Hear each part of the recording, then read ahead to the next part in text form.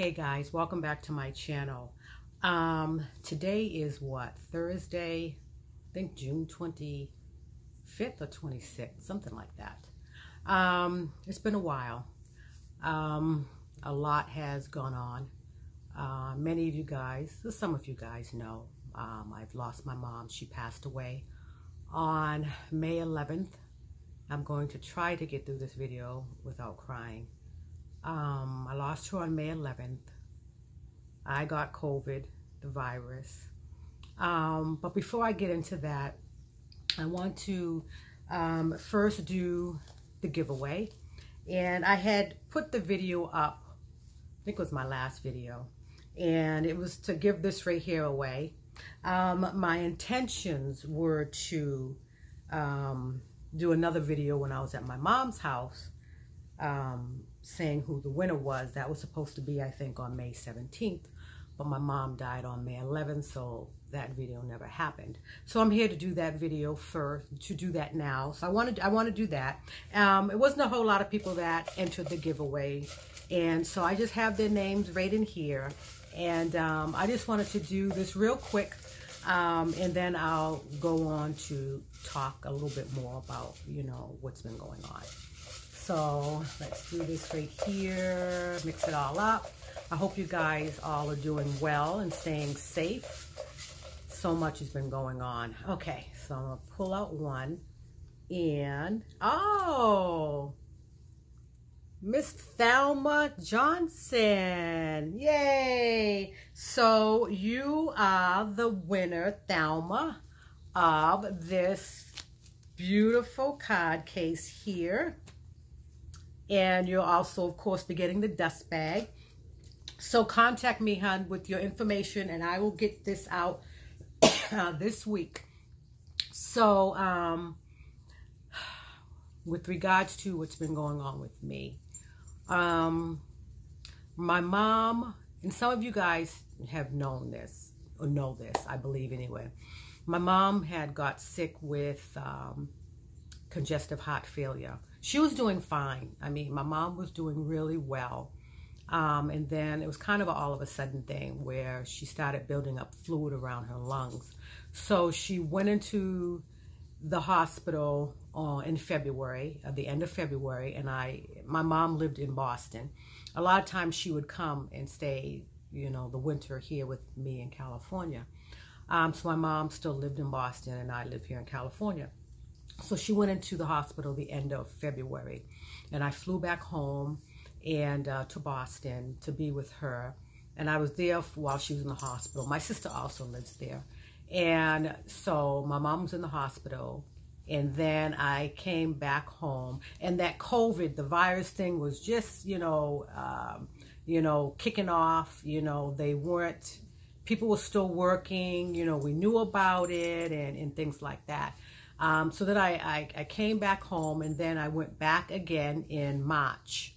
And at that time, you know, the virus, the COVID was, you know, really going as far as, hey Ace, as far as, you know, jobs, you know, stopping and, you know, the staying at home, stuff like that. So I went back home again, like I said, in March, and it was like a few days before I was due to come back to California. I wasn't able to visit my mom because they had stopped allowing visitors in the hospitals. So I knew she was going to be going to the nursing home. So I knew, not nursing home, rehab, and I knew I wasn't going to be able to go up there and see her either. So anyway, I came back home, you know, in March, and then a few days later she went to rehab. And, you know, she ended up being in rehab for about a month. And you know, by now, COVID was going through those nursing homes and rehab. So I was trying to get back here. I wasn't working at that point. I think like March 19th was my last day at work. And so at the end of April, I was trying to get my mom out of that rehab place because I'm like, you know, I don't want her in there. So I came home, I think it was like on April 26th, went back to Boston. And while she was in the rehab, they had been moving her because they were trying to keep her away. And they had tested her, and she had came back negative. They tested her twice. The last time they tested her, she had came back negative, but she still was there for like a week after. So I'm thinking she's negative. So I go back home because my plan was to have her do her rehab at home and stay with her for the month of May, and then have her come back to California. And it was like, Mom, you're gonna live with me, okay? Because, you know, you're getting older now. So she was okay with that. When she had went in the hospital, so she came home, and she was home for a week. And she, you know, when I got home, I'm like, you know, she still has this fluid around her lungs. I'm like, what is up with that? You know, why she still has this fluid? So the nurse was coming and stuff. And anyway, my mom was home for about a week, and, you know, she just started getting more fluid. So, you know, the nurse called the doctor, and they were like, okay, you know, we're going to bring her back in the hospital again and, you know, try to, you know, drain this fluid off of her lungs. So she went in the hospital on a Wednesday. The doctor called me, and they said, you know, the pressures around her lungs, you know, that, you know, it's higher than what it was before back in February. And, you know, and then they tested her for COVID. Thursday, I got a phone call saying that she had tested positive. I freaked out because I knew that in the condition she was in, her getting that virus wasn't good. And so the nurse said to me, she says, we need to deal with you, meaning me, because I was here in the house with my mom for a week. And so she goes, I want you to open up all the windows. She said, I want you to get some ginger root, garlic, and lemon. Cut up the lemon, you know, cut up the ginger root and some garlic, boil it. She goes, after it's done boiling, get a blanket and put it over your head and inhale all the steam from that. So I did that, and she said what that will do is that will help the virus from going deeper into my lungs. And so I did what she wanted to, what she told me to do. And in the meantime, the doctors were calling me back and forth with my mom, and it wasn't good. So my mom ended up passing on the day after Mother's Day, which is May 11th. And I was scared. I was scared for myself because I didn't know how bad it was going to get for me. My cousin had it, and she was telling me she had it before me. She has MS. She ended up in the hospital because she had got pneumonia. Thankfully, she didn't have to go on a ventilator. So, you know, I wasn't experiencing a lot of symptoms. I think I had like a scratchy throat. So she had said, well, my cousin, she said, well, it creeps up on you. And I'm like, creeps up on me? What is she talking about? Well, I found out what she meant. And each day was a new symptom. And it went from the scratchy throat to, I felt woozy, almost kind of like a hangover. Then I started feeling some tightness in my chest. My mom lives in an apartment, so if I would go downstairs and come back up, I would have to come up 3 flights of stairs, I would be tired and short of breath. And like I said, I was scared for the first week because I didn't know how bad it was going to get for me. You know, I'm healthy, but, you know, I didn't know how bad it was going to get. So thank God it didn't get bad. I never got fever. I never got chills. I did lose my taste and my smell. Now, I got tested on May 9th, and I came back positive. And the next week is when I lost my taste. Today is what did I say? June 25th, 26th? I still don't have any taste or smell. I mean, I get it a little bit sometimes when I'm eating something. It'll come just a little bit, and then it will go. And, you know, I'm like, what is up with that, you know? So they said that may take a while to come back, if it does come back. And I'm like, oh, no. So anyway, let me go back a little bit. So I've tested, I'm still testing positive.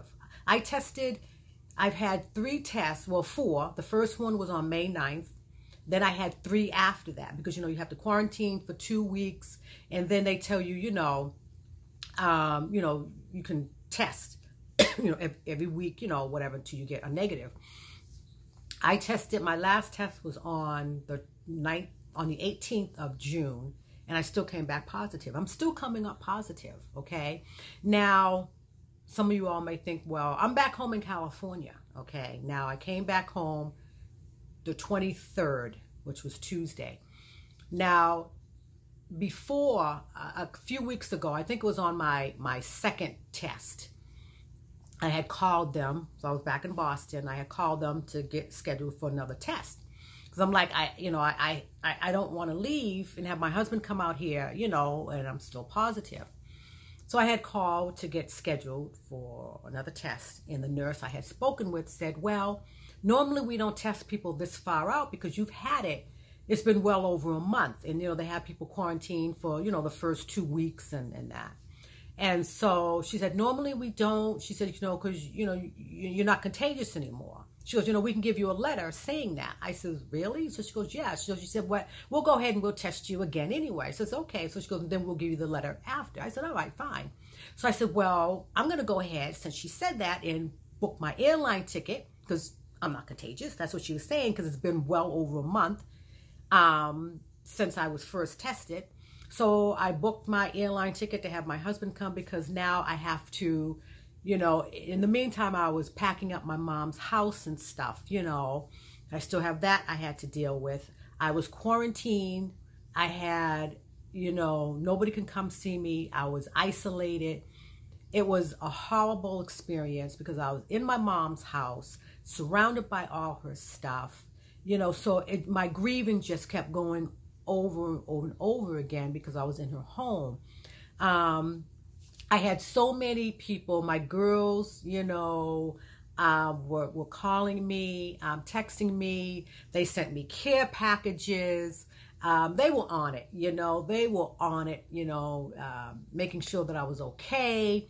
You know, my family, so many people were calling me. And I want to thank all you guys that were calling me, texting me. It meant so much to me. It really made it a little bit more bearable, you know what I mean? Because I knew there were people out there who cared about me, you know? And so I appreciate that so much, because it really meant the world to me, you know? Being isolated, you know, I wasn't home. It's one thing to be isolated and you're in your own home, your own surroundings, you know, but I was away from my husband, away from my fur babies, away from my, you know, my boys. I was by myself, you know, nobody can come in the house with me. So, you know, in the meantime, I was packing up my mom's stuff and things like that. And so anyway, I went ahead and I got the tickets for my husband to come out, because, you know, some things we were going to pack and have shipped back to California. And so since she had the nurse, I said, well, you know, I'm not contagious because it's been a while, over a month. I said, okay, well, fine. And she said that we're not going to test you anymore. I figured, well, what's the point of me staying here in Boston then, right? So I had my husband got a ticket for him to come out, and then my one-way ticket back with him to come back to California. So I got that. I didn't get any insurance on it because he was going to be coming in a week. So then when the lady called me back, so I went ahead and I got another test, because the lady said, well, we'll go ahead and test you this one last time. So I said, okay, fine. So I went, I'm here, you know, I'm in Boston. So I went and got the test. So another nurse called me back with the results. And so she said, it's positive. That's when she called me on the 18th. And so I said, okay. I said, well, can you guys give me the letter saying that, you know, I'm not contagious? So she goes, well, no, we can't, you know, we can't do that. And I said, well, what do you mean? The other nurse said that you could. So she looked up to see who I had spoken with. And so she saw who I had spoken with, but, excuse me, unfortunately, the lady didn't leave any notes. So I said, well, she goes, well, you know, we can't do that. You know, we can't give you a letter saying that you're not contagious anymore, you know, you're testing positive. I said, well, why did the other nurse tell me that? So she goes, well, I don't know. I said, she also told me that you all aren't going to test me anymore either because it's been so far out. So she put me on hold and she came back. So she goes, well, that's not true either. We can't test you. I said, you know what? You guys need to be all on the same page with this. You know what I mean? I said, you're giving everybody different information. You know, I said, this is important information. We need to have the correct information. So needless to say, I have my ticket. My husband's coming out, okay? So my husband came out, you know, he kept his mask on. I kept my mask on. You know, we slept in separate rooms. I had Lysol, you know, I made sure I wiped down everything and stuff. So, you know, he was there for a week, and we, you know, we packed up stuff, and we actually shipped it through U-Haul, and it's called U-Box. And now I'll take a picture and show you guys what that looks like. And I might do a video on that, you know, what my experience was with renting a U-Box from U-Haul, if you guys are interested. So, anyway, while I was there, so we was leaving out on the 23rd of June. Well, that Sunday, my throat started hurting. And I'm like, what the heck?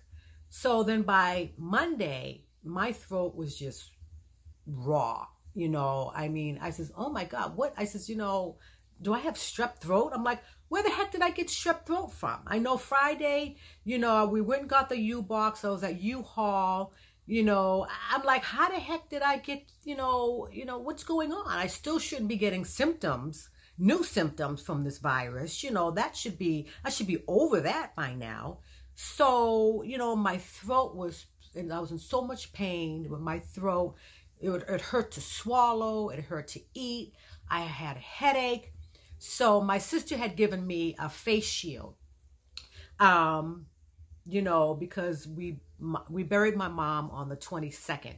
And so she had given me a face shield. So on the way back home, so I'm like, I got to get on this plane. You know, I have a plane ticket now. And I was like, oh my God, you know, I don't want to be, of course I don't want to be, you know, spreading anything to anybody. So I had on a mask and I had on my face shield. And when I was on the plane, I didn't have anybody sitting next to me in the middle seat. My husband was sitting someplace else.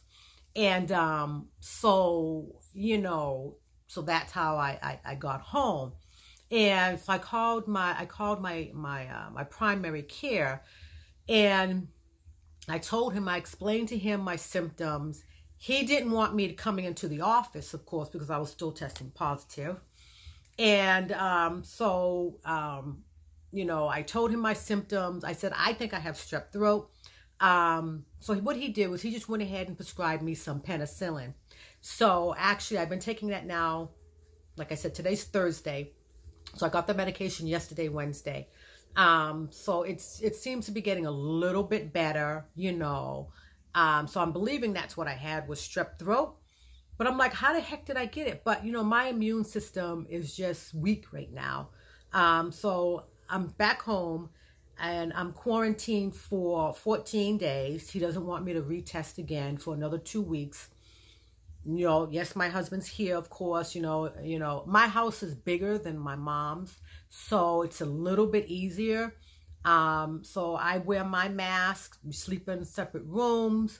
You know, I have to constantly keep telling my husband, put on your mask. You know, and I'm spraying with Lysol, and you know, I wipe down. During the daytime, I'm here by myself. So, but before he comes home from work, I make sure I go through and wipe down, especially the kitchen area, because that's the common area. You know, so I make sure I wipe down everything. So far, thank God, he's fine. He's not showing any signs of symptoms or anything, so that's good. So I just want to say this, people. Take this virus very seriously, okay? I know, you know, there's a lot of people, you know, who aren't wearing masks. Wear your mask, okay? What's the big deal? Wear your mask. You know, I had heard on the TV, you know, they had an advertisement, and it was saying, you don't want to wear a mask. You're complaining about wearing a mask. Well, you're really going to hate wearing being on a ventilator. And that's so true. You know, with this virus, even though you're healthy, you really don't know how it's going to affect you. Everybody is different. It affects everybody different. You can't assume that because you're healthy that you're not going to end up in the hospital, you know, on a ventilator. The nurse that called me and gave me, recommended that I use, you know, inhale, you know, do the garlic with the ginger and the lemon, and to inhale it, boil it and inhale it. You know, did that help? I don't know. Maybe it did. She said it will prevent it from going deeper into my lungs. So I did it. Like I said, did it help? I don't know, but it wasn't going to hurt. And so I did it. And I thank God that I didn't end up in the hospital. But you got to be careful. Don't assume it is not just like the flu. That is a lie. It is not like having a cold. That is a lie. This virus lingers in your body. For some people, it affects everybody different. Like I said, I first was diagnosed on May 9th. This is now, what is this? Thursday, the 25th or the 26th? On the 18th of June, I'm still testing positive. I still don't have taste or smell. I still have a little bit of a cough with some phlegm and mucus on my, in my throat. My breathing, sometimes I get a little tired with my breathing, but it is improving. But, the virus is still in me. It's still there. Some people recover in 2 weeks. I'm praying that, when I go back in 2 weeks to retest, I'll be negative, because I can't go to work. I have to be able to go to work. I'm a hygienist, But I just want to say, do not take this virus lightly. Don't do it, because like I said, if you get it, you don't know how it's going to hit you. You don't. And a lot of people think, well, I'm young and I'm healthy. Don't assume anything. Don't be that foolish to assume that you'll be okay. And not only that, you could give it to someone else. What happened with my mom was she got it when she was in the rehab place. Okay? She got it when she was in there. And she, like I said, she tested negative, but she stayed in there a week after they had tested her. She was still in there a week. When one of the nurses came here, the very first visiting nurse that came here, that first day, she was in the computer and she pulled up my mom's record. So she goes, you were exposed to the coronavirus when you was in the rehab. And we was like, what? I said, I didn't think she was. So they said, yeah, she was exposed to it. Well, that's how she got it, and then by me coming home and taking care of her, that's how I got it. I wouldn't change a thing. Because that's my mom. I was so thankful that I was able to take care of her the week that she was here, So I wouldn't change that for the world, even though I got sick. I'm glad that I had the opportunity to be with her for that week,